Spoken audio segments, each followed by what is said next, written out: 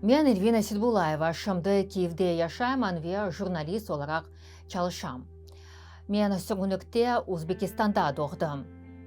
Қырымға yol açılғанда қорантам дигер ватандашларнен бірабер ярам адамызға қайтты.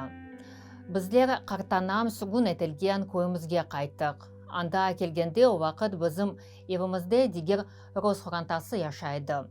Олар евімізге яқынлашмаға ясақ еттілер, ама бұна бақмадан анам ве бабам өзлері яны евні құрдылар. Анда балалығым кечті, анда да тәсіл алдым. Sonra университетні бітіріп, Қырымдағы телеканаларында çalışмаға башладым. Русия Қырымны насыл сүргін еткеніні аляда көзігімде. Чүнкі о вақыт мен біріншілерден олып, бұны янларда тариф еттім. Sonra есе Донец вилаетінде жеңкіні көстердім.